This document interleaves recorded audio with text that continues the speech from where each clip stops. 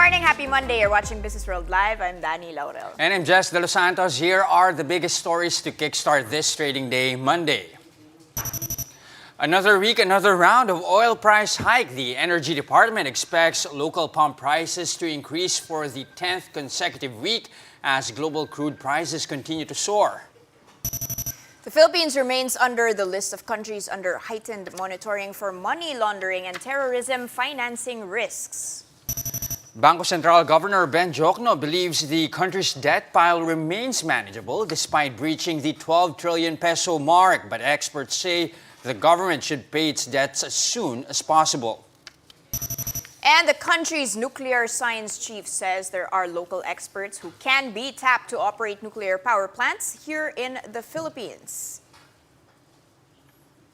We kick off our broadcast with projections that local pump prices are set to increase for the 10th consecutive week. The Energy Department has already held an emergency meeting to discuss subsidies for the transport sector. Faith Del Mundo with the rest of the story.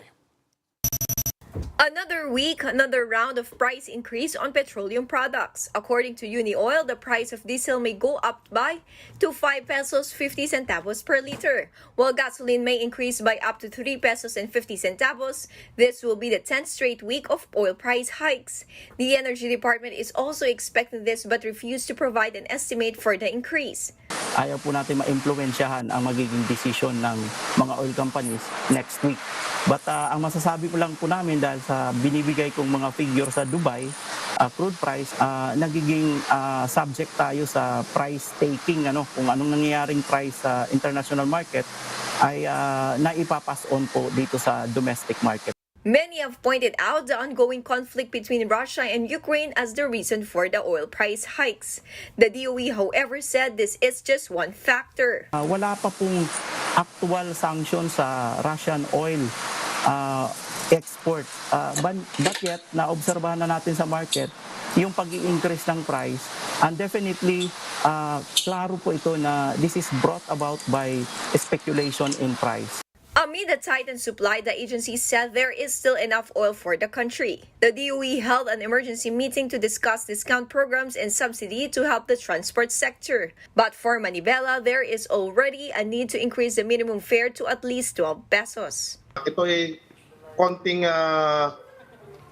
hiling lang natin sa LTFRB na mapayagan at hinihingi natin yung pangunawa ng ating mga mahal na mananakay para makapagserbisyo tayo ng maayos dahil hindi na po namin talaga kinakaya yung taas ng presyo ng krudo.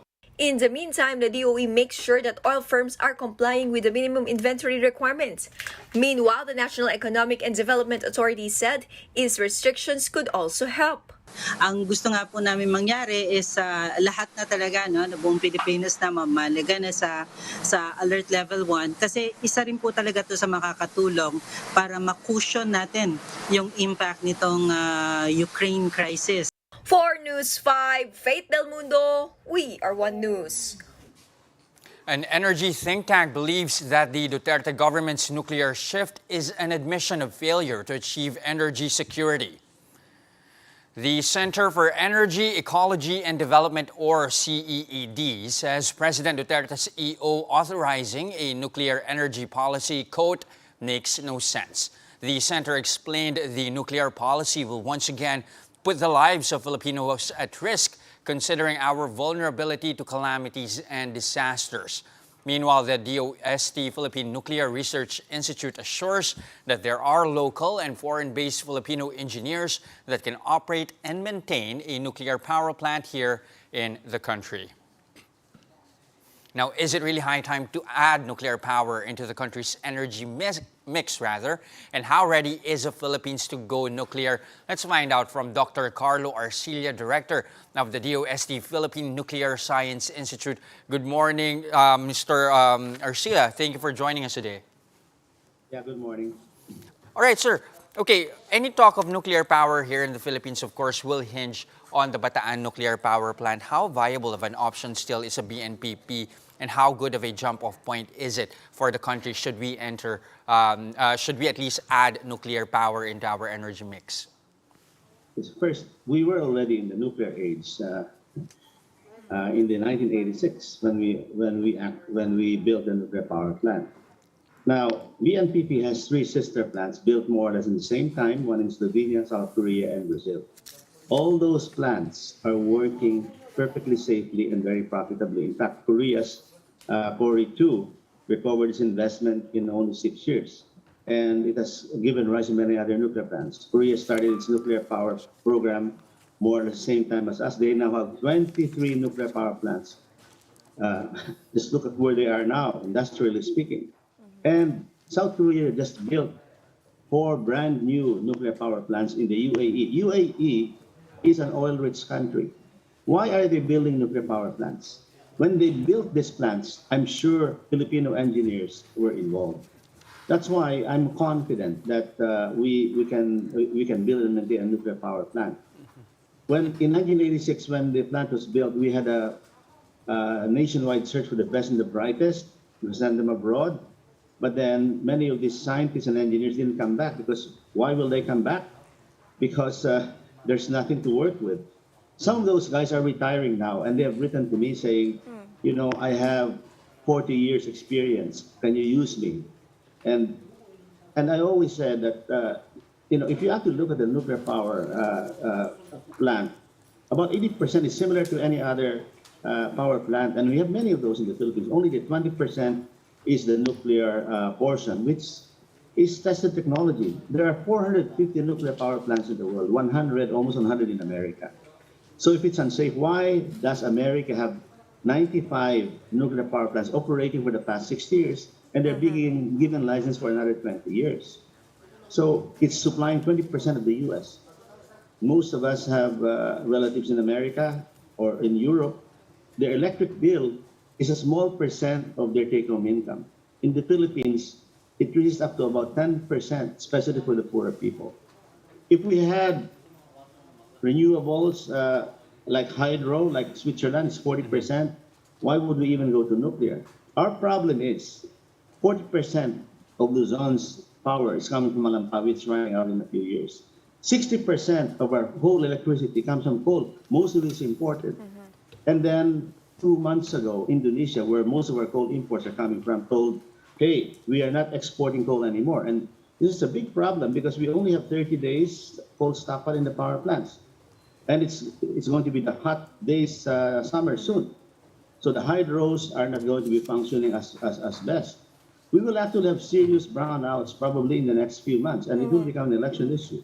Okay. So, Doc, may I interrupt you, sir? Because there's no issue with regard to we need more renewable energy sources. We need to lessen our dependency on coal. We need to make sure energy security is there. However, you know, this whole war is seeing us revisit the Chernobyl accident. You know, nuclear still has this reputation of being generally unsafe. Even as you've mentioned, there are hundreds of nuclear power plants providing energy in the world. How can you assure us and the country and our viewers that it is going to be safe and that we have the means, the technology to make sure that a disaster will not affect communities here? okay, very good question, fair question. Okay, for every accident, nuclear accident in the world, first, there is, unlike any other energy source, in nuclear, there is an organization called the International Atomic Energy Agency. It's the nuclear watchdog of the world under the United Nations. They have compiled all the best practices in the 60 years of nuclear power. And they have labeled these the 19 milestones. The milestones are, the number one is the energy policy, and that's what Duterte signed last week. But many of the milestones are based on safety. So, for example, when Fukushima happened, there's a root cause analysis. All the 450 nuclear plants in the world studied how can we prevent this. And once you know the root cause, you can see, is this preventable or not? If it's preventable, what are the actions? And all of them have done that. And if the BNPP were to be operated, by the way, we haven't had a magnitude 9 earthquake. And the one that caused the accident in Fukushima was the tsunami. The elevation of BNPP is higher than the highest tsunami. So science is going to be used very rigorously here. And then we are not doing this alone. We will be following the IAEA guidelines. before this operates, any nuclear plant operates, we will be asking the IAEA to check our plant because their policy is an accident anywhere is an accident everywhere. To give you an example, when Russia invaded Ukraine, one of the biggest nuclear plants was on fire, and the IAEA immediately met and found out what exactly is happening. Because if you bomb a nuclear plant, it is a war crime of the highest order. I mean, Russia is probably dumb for invading Ukraine, but for them to bomb a nuclear plant, they'll be totally out of their mind. All right, Dr. Arcilla, I also want to ask here, I mean, at what cost is this going to take? I mean, how much is it going to take for us to actually build facilities for nuclear energy? And at the same time, is it going to be a worthy endeavor? By how much is this going to cut electricity costs here in the Philippines? I'll answer that question very straightforward. The BNPP, okay, as I said, has a sister plant in South Korea. Less than 10 years ago, South Korea made a concrete offer because they have a working model of it, and they're not constructing their plant. Said, we will rehabilitate your nuclear power plant at a cost of $1 billion or $1.1 billion, which is the cost of a coal plant for the same output. Now, how much will the BNPP in terms of fuel cost? If you operated a plant now, the fuel will cost about $20–25 million, and the fuel will fit inside a jeepney. So which means if you needed fuel, it can be taken in by a jet, C-130, no problem. And then the fuel will last for 18 months. Okay? If you compare this to a coal plant for the same output at 620 megawatts, running for 18 months, the coal that you will need will be 50 Panamax ships worth. A Panamax is 50,000 tons of coal. When we did some calculations about 2 or 3 years ago, the importation cost for that coal is about 600 million. Now maybe it's close to $1 billion. So $1 billion versus $20 million, because we have paid for this plant already. Every single peso or dollar of this was paid. We're paying $180,000 per day on interest because we never used it in 2007. Now, so if you pay this and you're not using it, why not? And we will not definitely operate a plant or license a plant if it's unsafe. Our office will be the one to check on those. It will be my signature on the license. I will not allow a plant to operate. That a plant I should be able to live inside in. And as I said, we're not doing this alone. I mean, we have 3 working models of this. I visited one of those in Priscon, Slovenia. So many people, one of the issues in nuclear is that there's so many fake news. For example, they say that the BNPP was built on a fault and a volcano. Both fake news.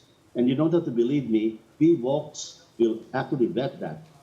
Sir, There's no, yeah. yes, sir. Just to interrupt, sorry for that. But there are a lot of arguments here that the Philippines has resources of renewable energy, solar, just free right there, hydro, wind. Why should we not harness this first and tap into these and make sure that the cost of these are economical before moving on to nuclear? Or are you really saying these are not sufficient, this is not enough, we must go ahead with nuclear energy as a source?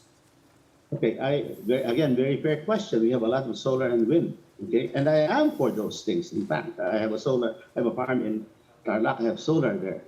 The issue with solar and wind is this. Their capacity factor availability is about 30%, meaning the sun doesn't shine at night and then the wind doesn't always blow. So, and people want to do tip-top at midnight, So what do you do during those times that the alternative sources are not working? There's a backup power, and the backup power now is coal, which is imported.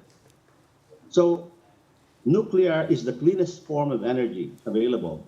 It has nuclear waste, but if you allow me, I can also discuss that because the technology to that for doing disposal of nuclear waste is there. So we welcome solar and wind, but they cannot produce what we call base load power. The consistent power that will run factories, the consistent power that makes sure that there are no brownouts.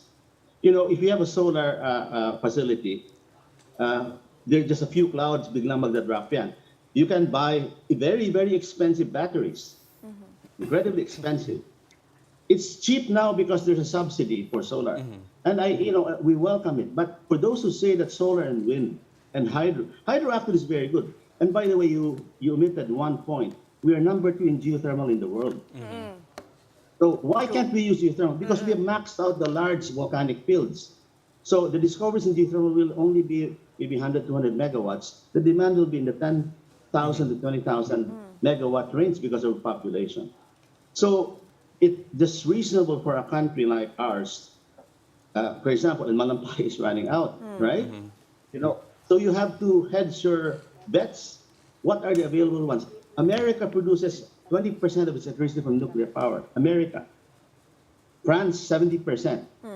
South Korea, I don't know what the percent is, but these are industrialized countries. So, you know, I don't think, so the points on alternative energies are very well taken, but they cannot overpromise and say that they can provide all the electricity by themselves alone. All right. That is not correct. Okay, Dr. Arcilla, lastly, before we let you go, I mean, the moment the president signed that EO, so much talk has already been made about nuclear power and nuclear energy. But the thing is, this is going to be a long and tedious process. When do you see the Philippines at least fully realizing the tapping of nuclear energy? When is it going to happen? Okay, it's like this. As I said, you're right that it's tedious because unlike coal and natural gas, we have to follow international standards here. Okay, so the 19 milestones, IEA has to come and check those things. Walang ganyan, walang international body governing coal, natural gas, or even geothermal. Now, the fastest way to go for the Philippines to go nuclear is to restart the BNPP. South Korea said we can restart it in 5 years at the cost, and you were asking about the cost earlier, $1 billion. I don't agree that the Philippine government should pay for nuclear power. We have paid too much already for that. It should be the private sector, but you have to strengthen the regulatory body. That's the most important thing. We are the regulators, but we are not independent, unlike in other countries. I report to the DOST.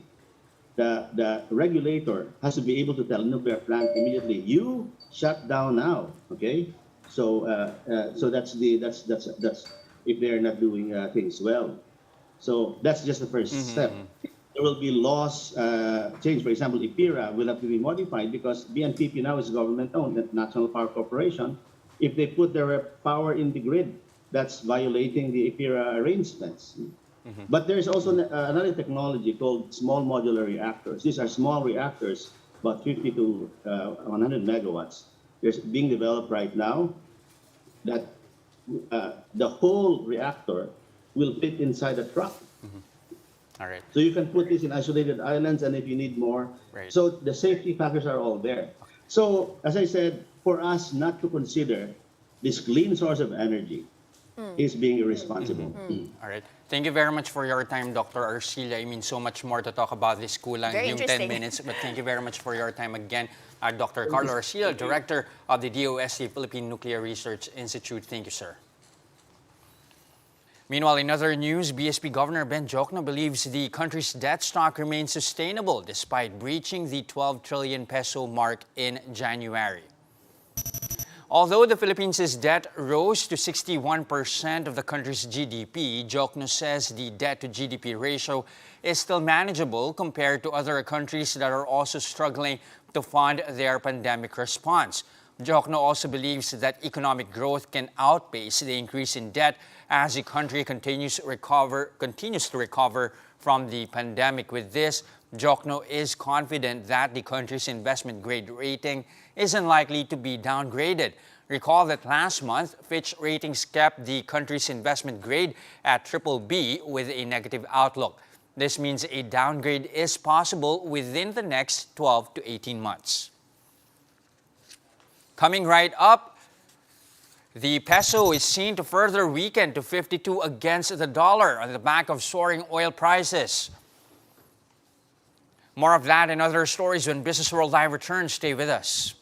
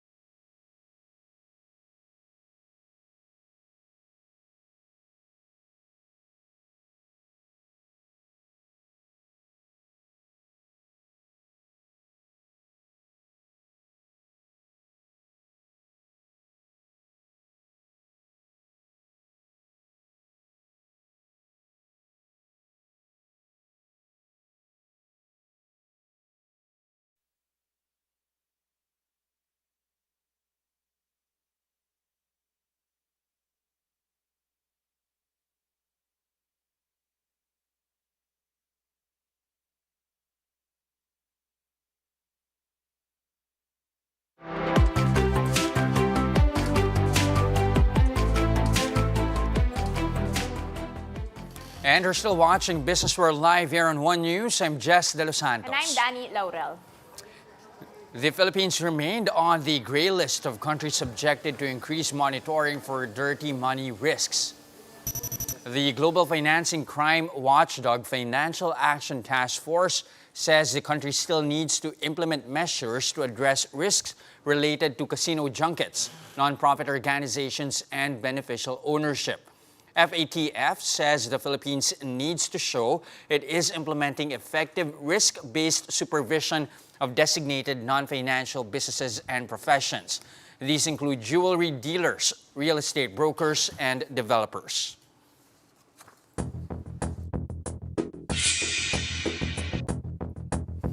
All right, Dan, Brent crude climbed as high as $139 a barrel. WTI scaled $130 a barrel. We all feel that impact on our daily lives, but have markets priced that in already?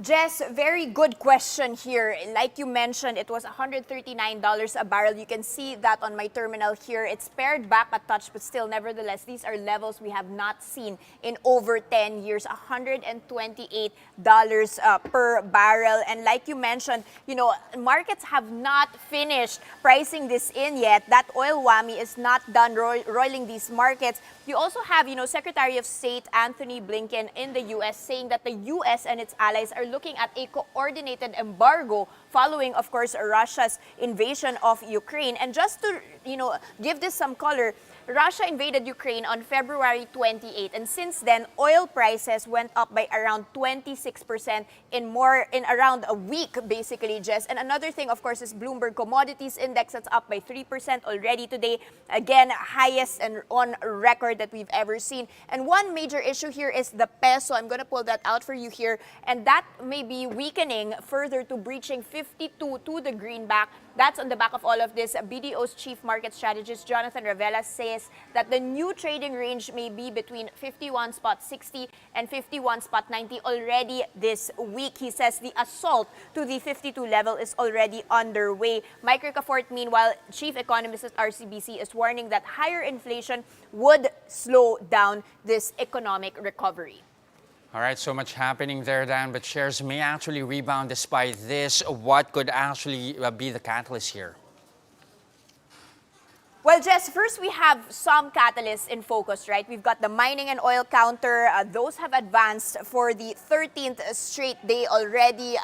And you can see our index, however, really feeling the brunt here. And I don't know if that's going to be enough to quell these fears. We're already down by 2.4% to 7,100 levels, Jess.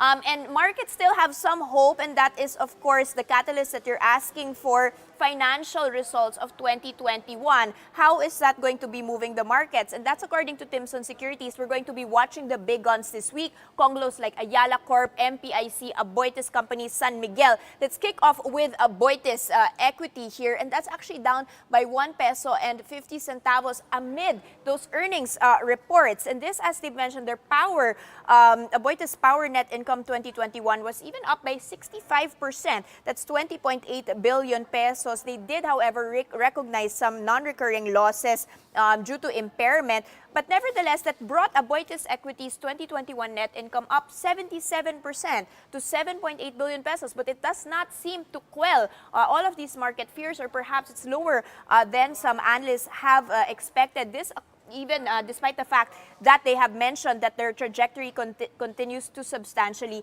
improve. And another one that I want to watch out for is URC, another one bearing the brunt here, down by 0.6%. This, as they've mentioned, that their income for 2021 was up by 24.3 billion pesos. That's around 109% jump year on year. And finally, a big check on the REIT space here. MREIT, which has also just given their 6-month to December 2021 income at 2 billion pesos versus 325.51 million lang in the first half. And even that is suffering here. That's down by 1% to 19 pesos and 44 centavos. So it's pretty hard to see the catalyst this morning, Jess, as our index continues to sink to 7,100.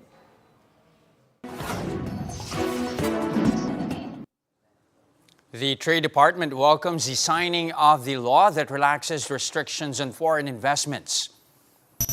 Trade Secretary Mon Lopez says amendments to the Foreign Investments Act will support the country's economic recovery after the COVID-19 pandemic. President Duterte signed the bill amending the 3-decade-old Foreign Investments Act last Friday, March 4th. The law eases restrictions in foreign investments and allows foreigners to have 100% ownership of SMEs. It also creates an interagency committee that will promote the Philippines as a foreign investment destination. But economists say the benefits of these economic reforms will not be immediately felt. UANP senior economist Sid Terosa said there are other conditions that need to be in place. That's before the economic reforms gain traction. These conditions include a strong economy with growth potential, excellent transportation systems, physical infrastructure, and business support conditions. It also included in Terosa's list of conditions are pro-investment political leadership and the local government's capability to facilitate investment and ensure smooth and easy implementation of investments. And that's a first look into the business day this Monday, March 7th, 2022. I'm Jess Delos Santos. And I'm Danie Laurel. Mask on, wash hands, stay safe, Philippines. We are One News.